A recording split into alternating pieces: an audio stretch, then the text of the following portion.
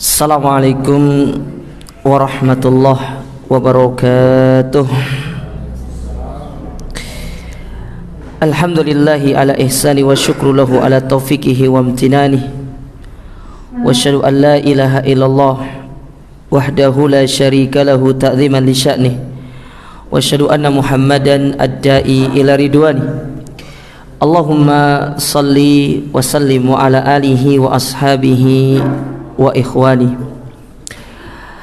Kaum muslimin wal muslimat, ikhwani fillah, para jamaah yang semoga senantiasa dirahmati Allah. Alhamdulillah, puji dan syukur kita panjatkan kepada Allah Azza wa Jalla.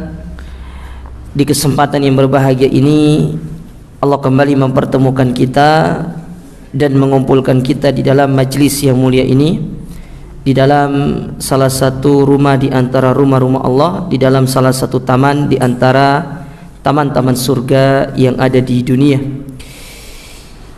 Insyaallah pada kesempatan yang berbahagia ini kembali kita akan melanjutkan kajian kita dari tulisan ataupun risalah yang ditulis oleh Syekh Abdus Salam As-Suhaimi hafizahullahu ta'ala, yang berjudul Kun Salafiyan alal Jaddah, jadilah salafi sejati. Dan kita masuk pada pembahasan yang berkaitan dengan al-maqsud bis salaf, yaitu pengertian dari salaf. Kalau antum punya buku terjemahan itu di halaman 56, ya, di halaman 56, ya. Sebelumnya kita sudah menjelaskan tentang nama-nama dari dakwah salafiyah, bahwasanya nama lain dari dakwah salafiyah itu yang pertama adalah ahlus sunnah wal jamaah, yaitu orang yang paling memahami tentang sunnah dan mereka itu bersatu, maka disebut dengan al-jamaah. Sedangkan yang kedua yaitu al-firqah an-najiyah, golongan yang selamat, karena mereka satu-satunya golongan yang selamat di hari kiamat, baik di dunia ataupun di hari kiamat. Di dunia mereka kenapa disebut dengan golongan yang selamat? Karena mereka selamat dari merubah agama Islam ataupun tidak membolak-balikan ataupun tidak terjatuh ke dalam perkara-perkara bid'ah di dalam agama. Makanya mereka disebut dengan golongan yang selamat. Sedangkan yang ketiga, mereka disebut dengan ahlul athar, ya, orang-orang yang berpegang teguh dengan athar. Athar itu sudah kita jelaskan, itu lebih umum daripada hadis. Kalau hadis ucapan Nabi SAW, adapun athar yaitu bisa ucapan Nabi, bisa dari ucapan para salaf, artinya para sahabat ataupun para ulama kita, itu namanya athar. Jadi tidak dikhususkan kepada ucapan Nabi. Tapi kalau hadis khusus kepada ucapan Nabi sallallahu alaihi wasallam. Adapun yang berikutnya yaitu mereka disebut dengan ahlul hadis, yaitu orang-orang yang berpegang teguh dengan hadis Nabi SAW, terutama hadis yang sahih. Kemudian berikutnya at-taifah al-mansurah, yaitu golongan yang senantiasa ditolong. Kemudian berikutnya as-salafiyah, ya, dakwah salaf. Kalau orang yang menisbatkan kepada dakwah salaf disebut dengan salafi. Dan yang terakhir kita sebutkan kemarin itu adalah al-ghuraba, yaitu mereka-mereka orang yang asing. Ya, jadi kata Nabi SAW, Islam itu asing di permulaannya dan akan kembali asing. Kalau dulu asingnya itu di tengah kaum musyrikin jahiliyah, tapi kalau di zaman sekarang asingnya itu di tengah kaum muslimin. Ketika banyak di antara kita yang mengamalkan tentang sunnah, menghidupkan tentang sunnah yang mulai ditinggalkan, banyak orang-orang yang menganggap sunnah yang dihidupkan itu adalah perkara baru dalam urusan agama. Padahal karena kejahilan kita, tidak mengerti tentang sunnah Nabi itu yang mana, akhirnya kita melihat orang yang menghidupkan sunnah itu seperti membawa ajaran baru. Padahal yang dibawa itu adalah ajaran Nabi, sunnah Nabi yang mulai ditinggalkan. Dan itu banyak kita dapati di tengah-tengah kehidupan kita. Banyak orang-orang yang masih belum mengerti tentang 100% sunnah dari Nabi SAW, baik dalam masalah akidah, ibadah, muamalah ataupun yang lainnya. Nah, sekarang kita masuk ke pembahasan berikutnya, yaitu al-maqsud bis salaf. Pengertian dari salaf. Apa isi salaf itu? Ya. Apakah seperti pengertian orang-orang di luar, salafi itu adalah sahabat lama Fir'aun katanya. Ya, sahabat lama Fir'aun.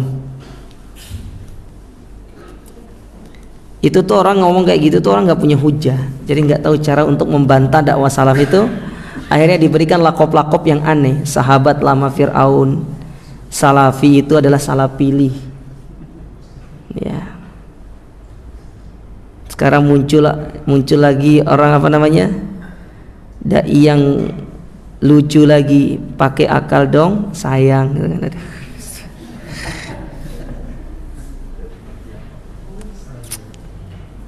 Aduh. Ya, itulah kiamat ya, jawab tanda-tanda kiamat. Jadi kita ini sedang hidup di, ya semoga Allah memberikan hidayah. Gini loh ya, di satu sisi kita harus menjelaskan penyimpangan. Orang tersebut menyimpang. Kenapa kita katakan menyimpang? Karena membenturkan dalil dengan akal. Tidak boleh membenturkan dalil dengan akal. Mau hal tersebut masuk akal atau tidak, yang jelas dalil itu lebih utama daripada akal. Ya, pernah saya sampaikan di Ahmad Yani, saya bilang seperti ini. Saya bawakan perkataan Abu Bakar As-Siddiq. Andai kata nih, kata Abu Bakar, andai kata Muhammad bilang tembok itu putih, padahal dia temboknya warna hitam. Jelas-jelas warnanya hitam, tapi Muhammad bilang putih. Saya akan katakan tembok putih-putih dan saya akan mendustakan mata saya melihat tembok itu hitam. Pokoknya dalil itu harus lebih utama daripada akal. Nggak boleh akal itu dijadikan sebagai cara untuk menentang dalil, alat untuk menentang dalil. Karena kalau antum memikirkan secara akal, banyak hal-hal yang tidak masuk akal. Coba dipikir pakai akal ya. Antum bayar zakat 3 kilo itu tetap lebih utama di sisi Allah daripada antum sedekah 1 ton. Itu akalnya kemana coba? Harusnya lebih banyak lebih baik. Tapi tidak dalam syariat. Syariat itu memandang sesuatu itu bukan dengan akal, tapi berdasarkan apa? Dalil. Semua itu berdasarkan dalil, bukan berdasarkan akal. Taib.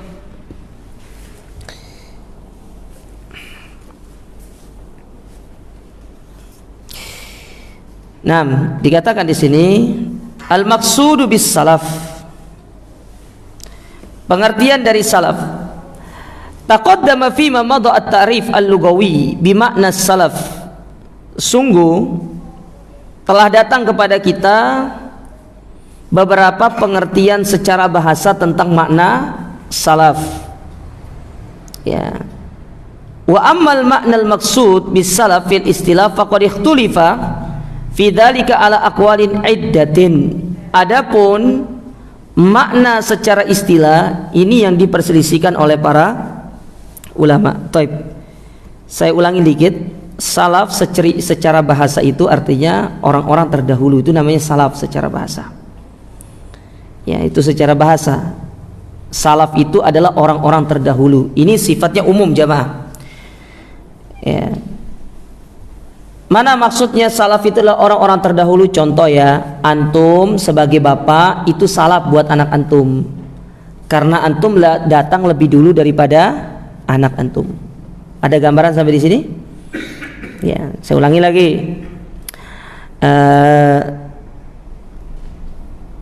Dalam masalah negara ya, Pak Soekarno itu salafnya dari presiden-presiden yang ada, karena beliau adalah presiden yang pertama. Beliau yang lebih dulu menjadi presiden, makanya beliau dikatakan sebagai salaf. Adapun yang datang belakangan lawannya itu disebut dengan kholaf. Ya, disebut dengan apa? Kholaf, orang-orang yang datang belakangan. Itu secara bahasa. Sedangkan secara istilah, salaf itu tuh banyak pengertian dari kalangan para sahabat, dari kalangan para ulama. Itu yang diperselisihkan ya oleh para ulama itu. Siapakah salaf itu? Maka dibawakan oleh Syekh di sini yang pertama, annahum as-sahaba faqat. Ada yang berpendapat salaf itu hanya dari kalangan para sahabat. Jadi kalau kita berbicara salaf, maka salaf itu hanya para sahabat. Jadi tabi'in, tabi'ut tabi'in itu tidak masuk dalam kategori salaf. Ini pendapat pertama yang mengatakan bahwasanya salaf itu adalah hanya para sahabat. Karena definisi sahabat itu yaitu man laqiyan nabi wa huwa mu'minun bihi wa mata ala iman. Yang bertemu Nabi, beriman kepada Nabi dan meninggal di atas keimanan, itu namanya sahabat. Meskipun bertemu Nabi, kalau tidak beriman kepada Nabi tidak dikatakan sebagai sahabat. Contoh Abu Thalib. Abu Thalib bertemu Nabi, bukan hanya bertemu sama Nabi, bahkan membela Nabi, tapi dia tidak beriman dan tidak meninggal di atas keimanan, maka Abu Thalib tidak dikatakan sebagai sahabat. Ya, tidak dikatakan sebagai sahabat. Bahkan subhanallah para ulama mengatakan ya, di antara sahabat yang masih hidup di zaman sekarang dan beliau belum meninggal dunia yaitu Nabi Isa alaihissalam. Itu adalah sahabat yang terakhir yang belum meninggal. Ya, karena beliau bertemu dengan Nabi SAW ketika peristiwa Isra dan Mi'raj, dan beliau tatkala turun nanti di akhir zaman, beliau itu tidak sedang membawa agama Nasrani atau agama dia, tapi dia sudah beriman kepada Nabi Muhammad, maka beliau dikatakan sebagai sahabat, dikategorikan sebagai sahabat. Dan ini pendapat yang paling kuat. Dan ini saya memilih pendapat ini, bahwasanya Nabi Isa itu selain beliau adalah seorang nabi, namun status beliau juga sebagai sahabat Nabi Shallallahu Alaihi Wasallam. Kita siapanya Nabi? Sahabat atau bukan? Iya. Kita umatnya kalau kita bukan sahabatnya. Antum sahabat saya. Taib. Yang kedua, pengertian yang kedua, yang dimaksud dengan salaf itu adalah annahum as-sahaba wat tabi'un, yaitu para sahabat dan tabi'in. Jadi ditambah satu generasi setelahnya, yaitu para tabi'in. Nah, tabi'in itu siapa sih kategori tabi'in? Tabi'in itu yang bertemu dengan sahabat, beriman kepada sahabat, ya, kemudian mereka belajar kepada sahabat dan mereka meninggal di atas keimanan. Itu disebut dengan tabi'in. Ya, itu disebut dengan tabi'in. Dan akidah mereka sama dengan akidahnya para sahabat. Mana contoh tabi'in? Misalkan seperti muridnya Ibnu Abbas, ada Mujahid, ada Qatadah, ya, banyak para tabi'in itu. Ya, coba antum beli buku yang berjudul Suwar min Hayatit Tabi'in, yaitu gambaran dari kisah para tabi'in. Di situ dibawakan banyak sekali para tabi'in itu. Ya, dari zaman Said bin Musayyab, ya, Al Hasan Al Basri, itu diantara para tabi'in. Ya. Kita harus mengenal siapa tabi'in itu, biar kita tahu nama-nama mereka. Ya, banyak perkataan-perkataan para tabi'in yang sering kita nukil, tapi kita tidak ngerti ternyata mereka itu adalah para tabi'in. Kita taunya ya mereka ulama saja gitu. Padahal dari status tingkatan, kalau dalam ilmu hadis itu ada namanya tobakot istilahnya ya. Tobakot kubro, tobakot sugro, ada namanya tobakot awal, tobakot tsani, banyak. Ya. Mereka ini termasuk ibarat kata kalau dari para sahabat ya, untuk meriwayatkan hadis mereka itu ring satu namanya. Karena mereka adalah orang yang hidupnya zamannya itu dekat dengan Nabi, karena mereka bertemu dengan sahabat. Ya, bertemu dengan sahabat. Ya, banyak tabi'in itu, coba antum cari bukunya, sudah diterjemahkan kok. Namanya Suwar min Hayatis Sahabat, tapi kalau bahasa bahasa terjemahannya kalau tidak salah itu teladan para tabi'in kalau nggak salah. Banyak terjemahnya. Coba antum cari yang pustaka Darul Haq. Ya. Karena kalau saya lihat pustaka Darul Haq itu yang secara penerjemahan bahasa yang bagus gitu. Bagus penerjemahan bahasanya. Itu pengertian yang kedua. Pengertian yang ketiga, annahum as-sahaba wat-tabi'un wa tabi'ut tabi'in. Yang dimaksud dengan salaf itu adalah para sahabat, tabi'in dan tabi'ut tabi'in. Ditambah lagi satu generasi, yaitu generasi yang ketiga setelah generasi tabi'in, yaitu mereka adalah muridnya tabi'in. Ya, antum harus familiar dengan istilah ini ya. Harus familiar dengan istilah ini. Karena ini istilah yang kalau di dalam ilmu hadis dipecah lagi nanti. Istilahnya itu sampai bikin kita pusing lumayan karena harus ngapal. Ya, dalam ilmu hadis itu lebih ruwet, dipisah nanti, dipecah lagi pengertiannya. Tapi ini disebutkan secara global aja. Jadi generasi sahabat, tabi'in, tabi'ut tabi'in yang dikenal dengan istilah al-qurun al-mufaddalah, yaitu generasi-generasi yang mulia. 3 generasi mulia yang itu disebutkan di dalam sabda Nabi SAW, khairun nas qarni, sebaik-baik di manusia itu di zamanku. Berarti yang zamannya Nabi siapa?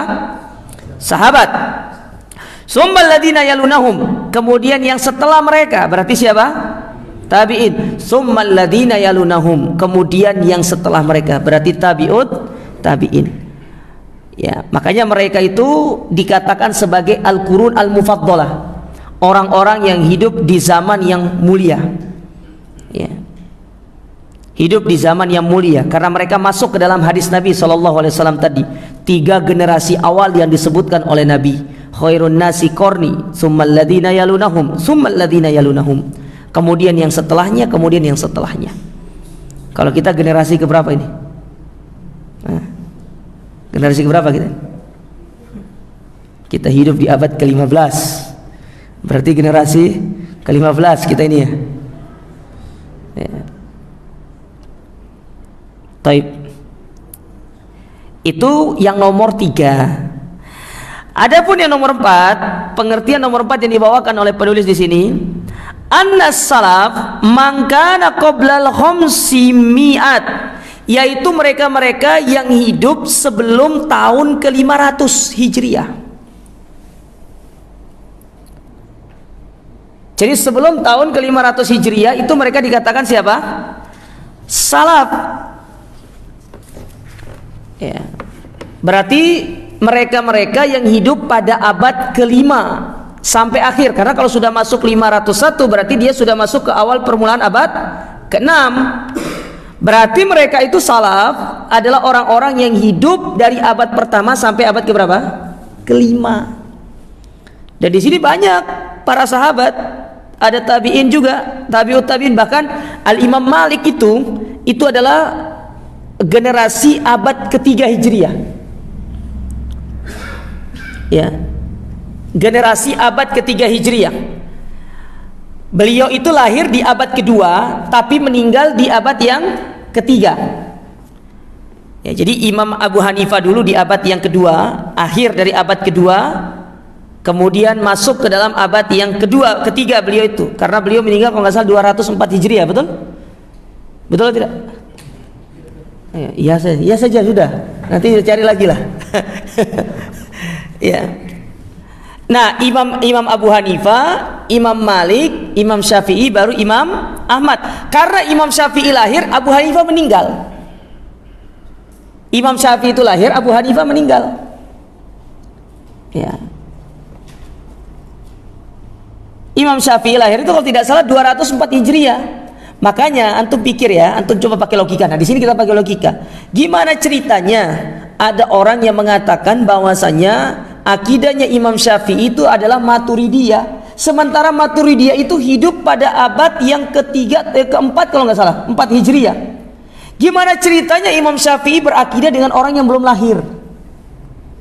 Coba antum pakai akal coba. Kalau belum masuk akal coba nanti makan bakso pakai sambal, Pak. Mungkin lagi pusing itu. Kan itu yang sering diucapkan sama mereka. Al-Imam Asy-Syafi'i akidahnya Maturidiyah. Maka saya katakan, gimana ceritanya antum bisa berakidah Maturidiyah? Sekarang gini ya, saya mau ikut kajian, anggap saja ya, antum itu lahir tahun 60-an, Pak. Saya tahun 90-an. Saya sudah ikut kajian Ustadz Gema tahun 80-an. Saya itu lahir tahun 90. Gimana ceritanya antum ikut kajian saya tahun 80-an? Itu gimana ceritanya coba? Nah ini kan, ya kalau antum ngomong sama orang awam, oh masya Allah ya. Tapi kalau antum ngomong sama orang berilmu, orang yang ngerti sejarah, ya antum dianggap sebagai radio rusak, Pak.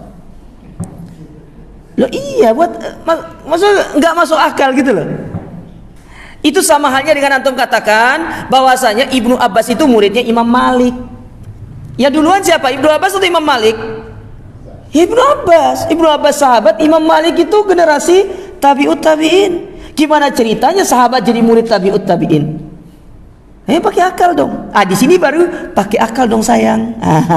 Itu baru benar di situ. Iya.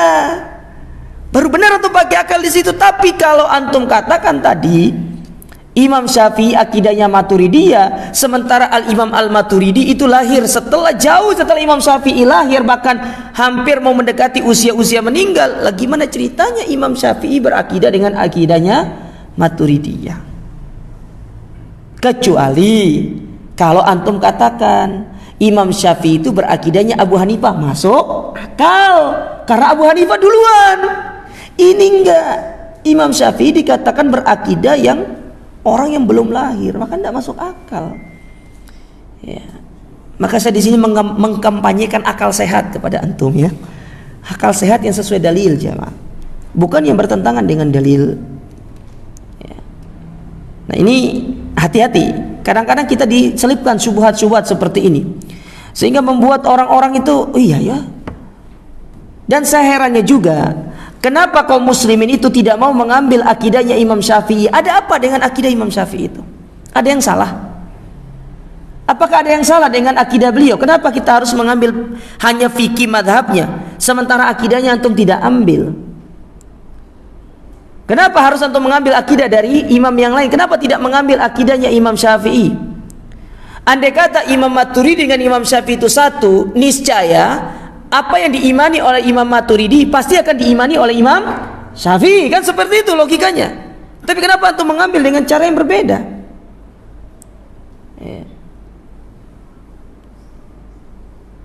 Nah ini yang perlu dipakai akal itu. Kenapa? Padahal kalau antum baca buku-buku akidah Imam Syafi'i itu sama dengan akidahnya Imam Malik, sama dengan akidahnya Imam Abu Hanifah, sama dengan akidahnya para salaf. Mereka menetapkan Allah itu berada di atas.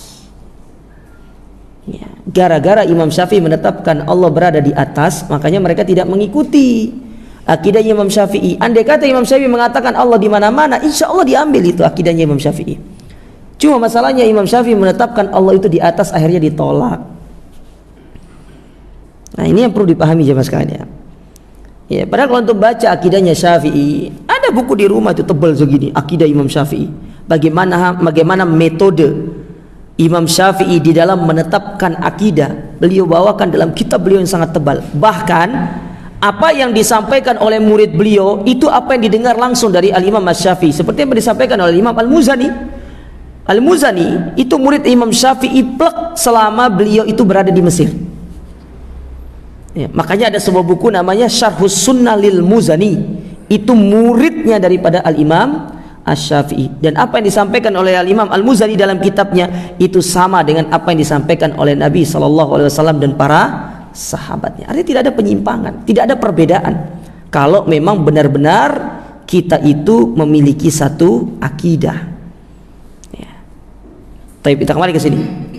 Jadi siapa mereka yang dikatakan salaf itu? Pendapat yang keempat mengatakan yaitu mereka-mereka yang hidup sebelum abad kelima atau sebelum tahun 500 Hijriah.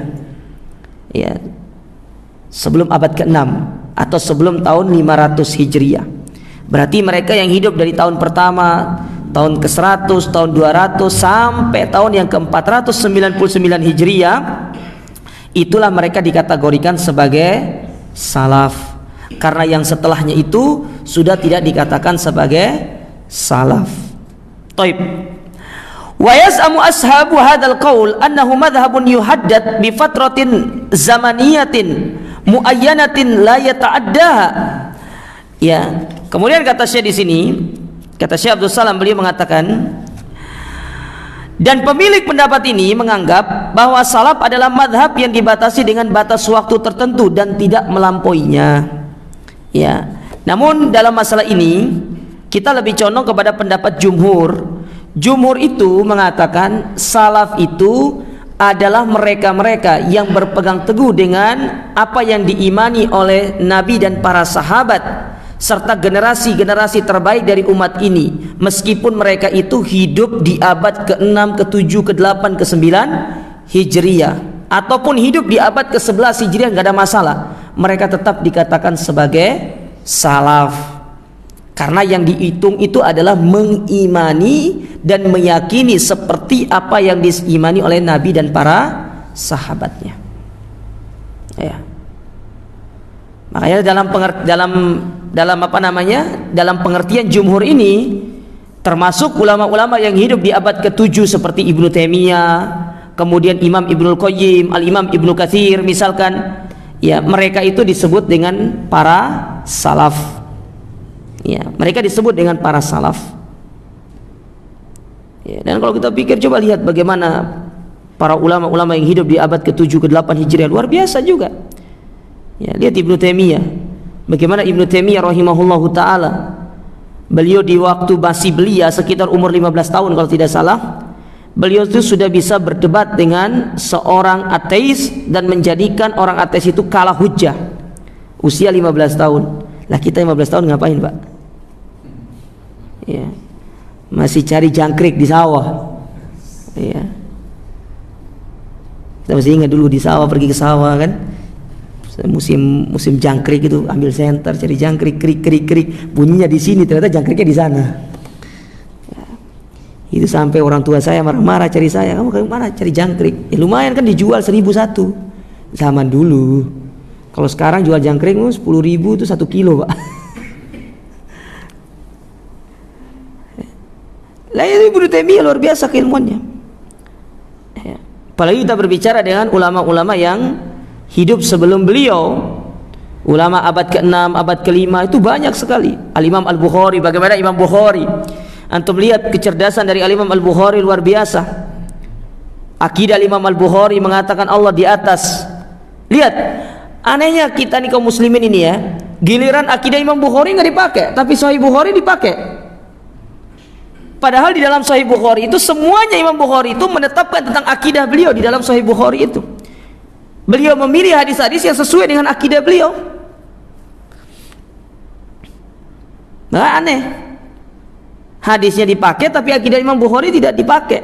Imam Bukhari mengatakan Allah itu di atas. Antum coba baca kitab yang berkaitan dengan akidah Imam Bukhari. Menetapkan Allah itu di atas. Ya. Namun karena kejahilan kita yang jarang belajar, akhirnya kita ini tidak ngerti tentang akidahnya para salaf. Lihat bagaimana kecerdasan Imam Bukhari. Antum sudah sering dengar bagaimana kisah Imam Bukhari. Dites oleh 10 orang, satu orang membawakan 10 hadis. 10 kali 10 berarti 100 hadis. Dibacakan hadis itu dengan sanad yang acak, matannya beda, sanadnya beda. Imam Bukhari nggak bisa jawab. Sampai hadis yang ke-100 tidak bisa jawab. Ya, mulai ragu orang-orang dengan keilmuan Imam Bukhari, katanya hafalannya kuat.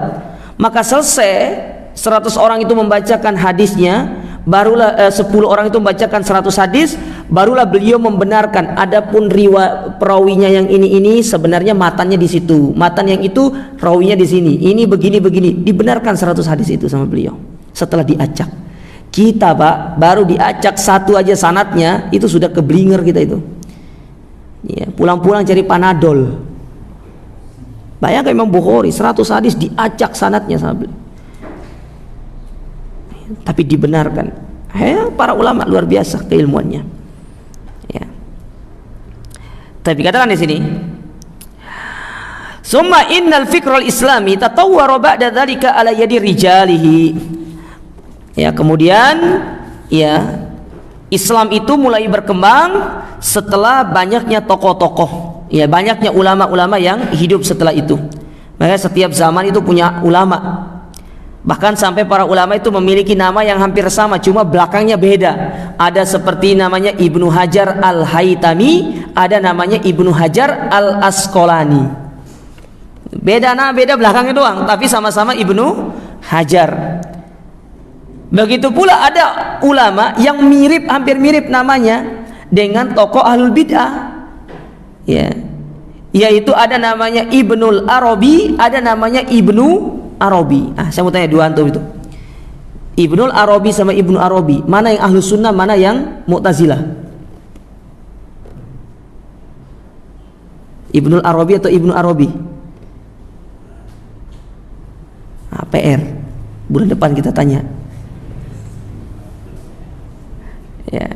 Ada namanya Ibnul Arabi, ada namanya Ibnu Arabi. Ada namanya Ibnul Jauzi, ada namanya Ibnu Jauziyah. Itu beda juga tuh. Itu jangan salah lo ya.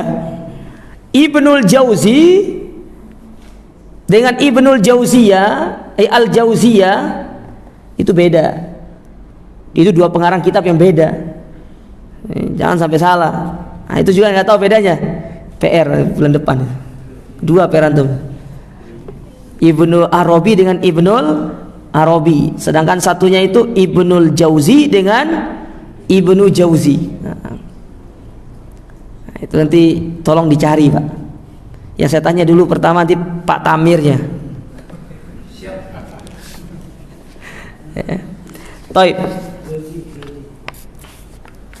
Kemudian kata beliau, fahal at-tahdidu az-zamani kafir li tahdidi mafhumus salaf. Maka pertanyaannya di sini, apakah batasan waktu ini cukup untuk membatasi pengertian salaf? Idh qulna bi annal muradifa bis salaf zamaniyan hum ahlul quruni thalatha al-mufaddalah istinasan bil ahadits al-warida fi ta'yinil quruni al-mufaddalah. Kata beliau, jika kita mengatakan bahwa yang dimaksud dengan salaf secara zaman adalah mereka yang hidup di 3 abad awal yang utama, berdasarkan hadis-hadis yang menyebutkan tentang kurun yang secara spesifik itu, maka apakah setiap orang yang hidup pada kurun tersebut dianggap sebagai salaf yang pantas diikuti? Karena tidak semua orang yang hidup di zaman itu semuanya orang baik. Ada yang menyimpang. Seperti contoh, di zaman Hasan Al-Basri punya murid namanya siapa? Wasil bin Atha. Dari Wasil bin Atha itulah muncul kelompok yang dinamakan dengan Mu'tazilah. Dia hidup di zaman Hasannya Al-Basri. Hasan Al-Basri itu salah seorang pembesar dari tabi'in. Apakah dia juga dikatakan salaf? Jawabannya tidak. Karena tidak semua orang yang hidup di zaman itu mereka berhak dikatakan salaf. Ya, tidak berhak dikatakan salaf. Contoh di zaman Nabi, ada Abu Thalib, ada Abu Jahal, Abu Lahab. Apakah mereka dikatakan salaf? Tidak. Mereka tidak dikatakan salaf karena mereka tidak beriman, mereka tidak meninggal di atas Islam. Bahkan yang lebih parahnya, mereka itu adalah orang-orang yang menentang Islam itu disebarkan oleh Nabi SAW. Maka mereka bukan dikatakan sebagai salaf yang baik, tapi mereka dikatakan salaf yang tidak baik. Jadi salaf itu secara sudut pandang baik atau tidak dibagi dua. Yang pertama ada salaf yang baik, pendahulu yang soleh.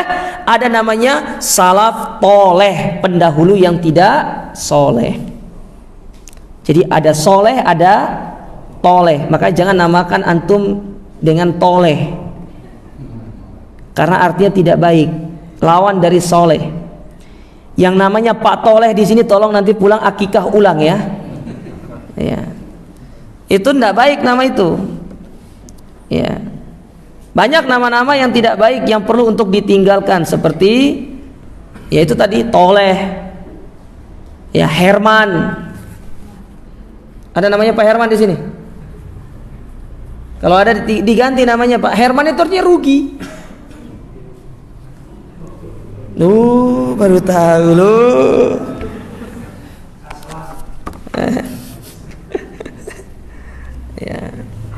Herman itu artinya rugi. Itu diambil dari sebuah kaidah dalam agama kita. Man istajala syai'an qabla awanihi uqiba bihirmanihi. Orang yang tergesa-gesa ingin mendapatkan sesuatu belum saatnya, maka dia akan dihukumi dengan kerugian. Hirman itu artinya kerugian. Maka jangan namakan dengan Herman atau Toleh. Ya, bukan Totole ya. Ibu-ibu hati-hati loh.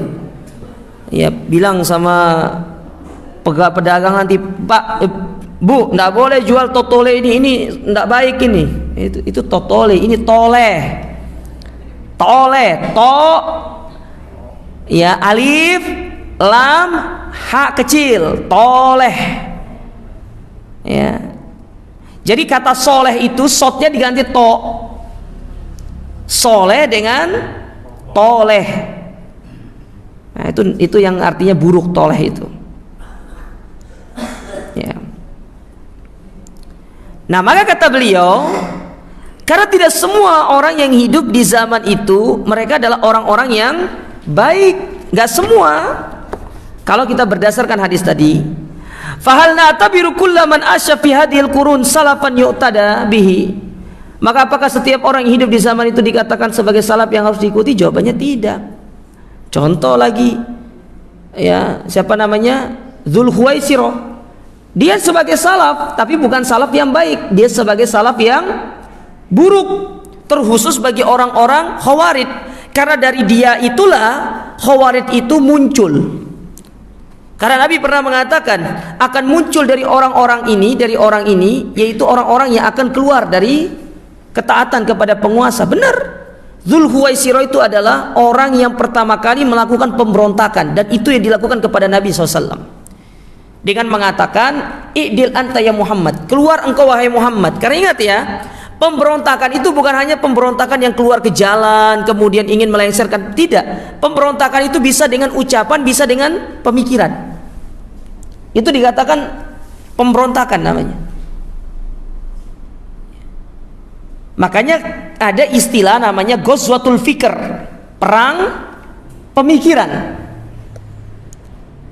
Yang mana karena tidak bisa diserang melalui kekuatan, akhirnya kaum muslimin itu diserang melalui perang pemikiran. Didoktrin dengan pemikiran-pemikiran yang menyimpang, dengan akidah-akidah yang menyimpang. Belum lagi dari serangan orang-orang Harokiyin, ya, membawa syubhat-syubhat yang terpengaruh dengan pemikiran orang-orang barat. Seperti misalkan orang-orang Harokiyin itu diantara salaf mereka, kalau yang hidup di abad-abad sekarang itu seperti Said Qutb, misalkan Hasan al-Banna. Bayangkan Said Qutb itu punya buku namanya Dinamit. Dinamit nama bukunya. Ngeri nama bukunya itu. Seperti Sururi misalkan. Sururi, mereka memiliki salaf siapa? Muhammad ibn Surur, yang mana pemikiran mereka itu menyimpang, keluar dari Ahlus Sunnah. Mereka memiliki pemikiran yaitu pemerintah Saudi adalah pemerintah yang togut, karena dia tidak berhukum dengan hukum Islam 100%. Sehingga dia mengatakan negara Saudi itu adalah negara togut, bukan negara Islam. Cuma anehnya, dia mengatakan Saudi itu negara togut, tapi dia sendiri tidak tinggal di negara kaum muslimin. Dia justru tinggalnya di London. Kok aneh orang kan? Pertanyaan saya, mana yang lebih togut? Apakah orang Inggris atau negara Saudi? Ya. Nah, ini contoh pemikiran-pemikiran yang dipakai oleh orang-orang yang ingin merusak agama ini. Nah, itulah pentingnya kenapa kita harus belajar akidah yang lurus, biar kita tahu bahwasanya tidak semua mereka yang berlabelkan dai menyeru kepada Islam, ternyata mereka tidak menyeru 100% kepada Islam yang benar. Ada di antara mereka yang justru menyeru kepada untuk mengikuti pemikiran-pemikiran mereka. Oleh karenanya sebuah nasihat dari Mufaddal ibn Muhalhal, salah seorang ulama tabi'in, beliau pernah mengatakan, dan itu dinukil oleh Syekh Abdul Salam Barjis Alu Abdul Karim dalam kitab beliau Usul Dakwah Salafiyah. Kata Mufaddal ibn Muhalhal, inna sahibal bid'ati idza jalasta ilaihi yuhadditsuka bi bid'atihi hadzartahu. Pengikut bid'ah itu kalau engkau duduk bersama mereka, Ketika pertama kali kita duduk bersama mereka, lalu mereka menceritakan tentang syubhat, penyimpangan mereka, kita akan lari dari mereka. Tapi yang mereka bawakan kepada kita, kami loh kajian itu pakai Sahih Bukhari, kajian itu pakai Kitabut Tauhid, kajian itu pakai ini, pakai ini, pakai ini. Apa sih tujuannya? Fi budui majlisihi, supaya kita itu semakin yakin mereka ini adalah dai salaf. Akhirnya mulai muncul dalam hati kita ya rasa simpati kepada mereka. Dikatakan oleh Syekh di sini,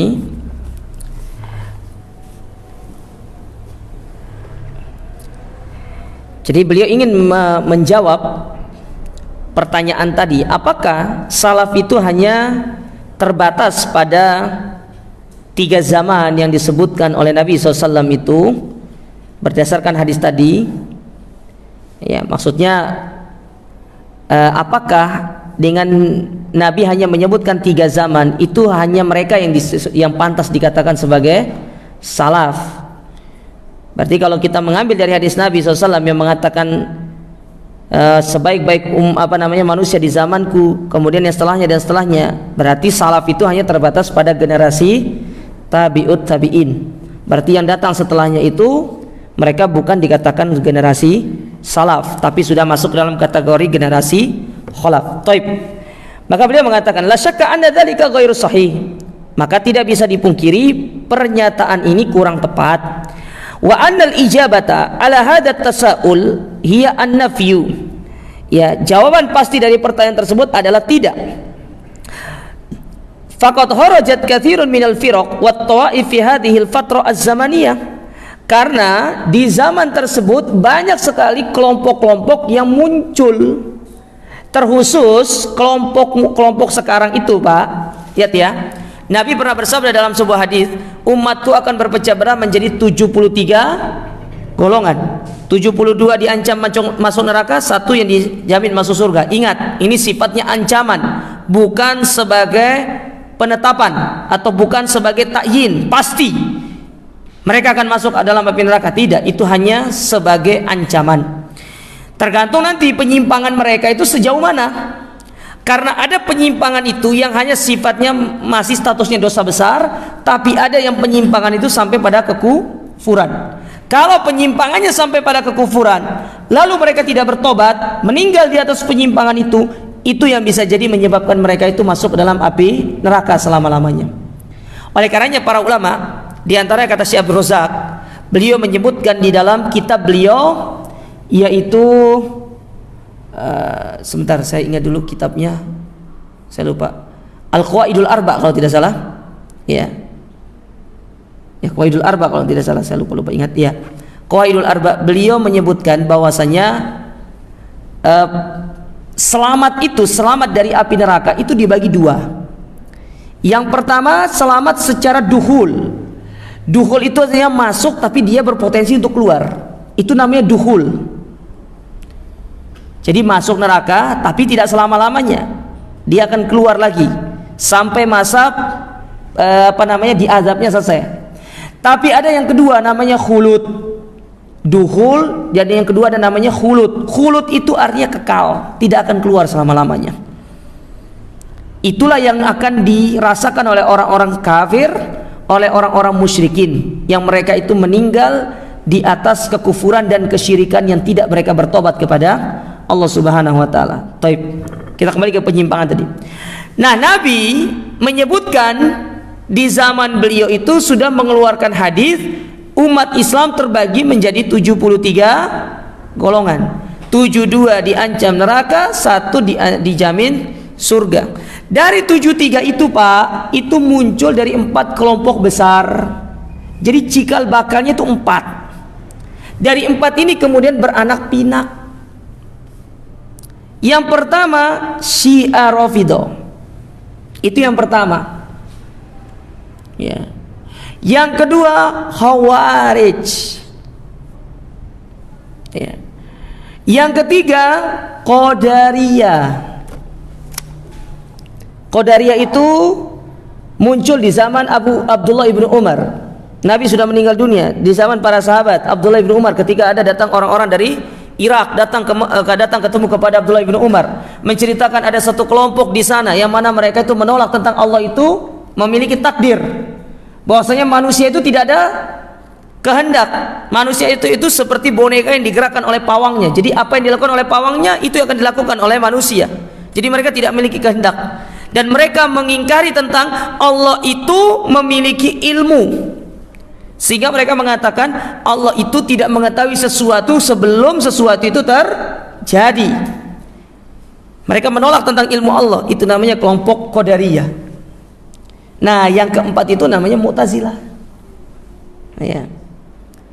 Itu 4 kelompok awalnya. Qadariyah, Mu'tazilah, kemudian Khawarij, yang keempat Syiah. Ini 4. Dari 4 ini Pak, beranak pinak ada Sufi. Sufi pun dibagi. Ya. Ada Sufi ini, ada tarekat ini, ada begini-begini. Ada yang suka TV, ya. Sufi kan suka TV kan. Khawarij saja dibagi. Ada Khawarij yang ekstrim, ada Khawarij yang tidak ekstrim. Syiah dibagi, ada Syiah Nusairiyah, ada Syiah Rafidhah, ada Syiah ini segala macam, banyak. Ya, makanya kata para ulama, Nabi pada waktu itu menyebutkan 73, hari ini mungkin sudah 73.000 kelompok, saking banyaknya kelompok itu.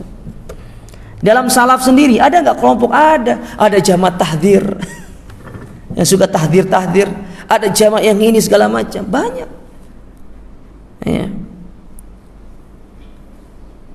Banyak. Penyimpangan itu sangat banyak sekali. Makanya kelompok-kelompok dalam Islam itu banyak. Antum kalau belajar tarekat Sufi, Pak, banyak sekali.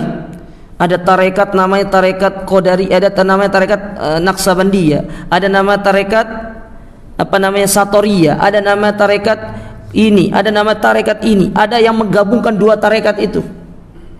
Ya. Belum lagi ada namanya kelompok Ikhwanul Muslimin, ada namanya kelompok ini, ada namanya ya nama Madu, TJ tapi dibalik. Ya, TJ tapi dibalik, Pak. Apa itu? Itu antum lah. Kalau antum JT, Pak. Tahu JT? Jamaah Takjil. Ya. Banyak kelompok itu. Dan mereka itu ya tidak ada kesepakatan dalam diri mereka itu dalam masalah akidah, tidak ada kesamaan. Ada kesamaannya tapi tidak 100%. Tidak seperti salaf, antum menghidup di zaman ketiga, keempat, kelima, keenam. Kalau memang akidah antum bersumber dari Al-Quran dan Sunnah itu sama. Sementara mereka tidak. Antara Jahmiyah dengan Mu'tazilah bisa beda. Antara Jahmiyah dengan Khawarij bisa beda. Mu'tazilah dengan Khawarij saja itu bisa beda dalam menghukumi pelaku dosa besar. Mana contohnya? Mu'tazilah, mereka menghukumi pelaku dosa besar itu di dunia tidak mukmin, tidak kafir.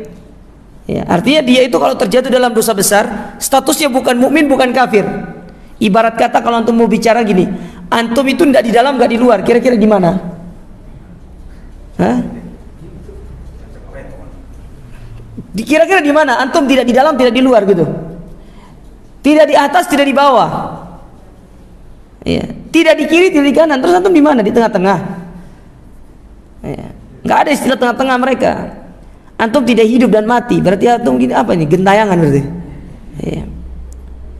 Nah, mereka mengatakan pelaku dosa besar itu di dunia tidak mukmin, tidak kafir. Khawarij mengatakan pelaku dosa besar itu kafir. Tapi ketika mereka berada di akhirat sama-sama status mereka kafir. Ya, itu saja sudah ada perbedaan di antara mereka. Ya. Makanya kata para ulama, orang-orang yang menyimpang ini pada hakikatnya mereka itu memiliki pemikiran yang saling berbentur satu dengan yang lainnya. Atau belum lagi berbicara nanti tentang kelompok namanya Kullabiyah, ada namanya kelompok ya Mu'attilah, ada nama kelompok Musyabbiha, ada nama kelompok, aduh banyak kelompok itu, Pak. Ya, Murji'ah. Murji'ah itu adalah sebuah kelompok yang mengatakan amal itu tidak akan mempengaruhi iman. Maksiat tidak mempengaruhi iman. Jadi antum mau maksiat mau beramal, iman antum tetap stagnan segitu. Ibarat kata kalau iman antum di level 20, mau antum beramal itu tidak akan naik ke level 50. Kalau antum maksiat dia tidak akan turun ke level 1, tidak, tetap di level itu. makanya imannya iblis dengan Abu Bakar, kata orang Murji'ah, itu sama.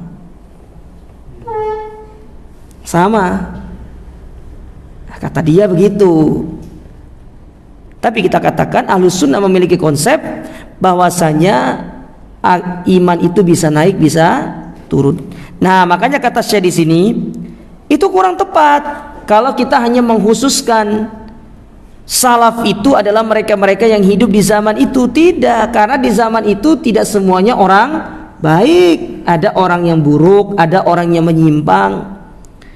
Ya, tidak semuanya baik. Falaisa sabaquz zamaniyu kafiyan fi ta'yini salaf. Maka zaman itu bukan barometer yang istilahnya yang satu-satunya untuk kita menentukan mereka itu adalah salaf. Bala budda an yudafa ila hadas sabaq az-zamani muwafiqatur ra'yi lil kitabi was sunnah. Tapi mereka dikatakan salaf kalau mereka itu mengikuti Al-Qur'an dan sunnah. Faman khalafa ra'yuhul kitab was sunnah falaysa bisalafi.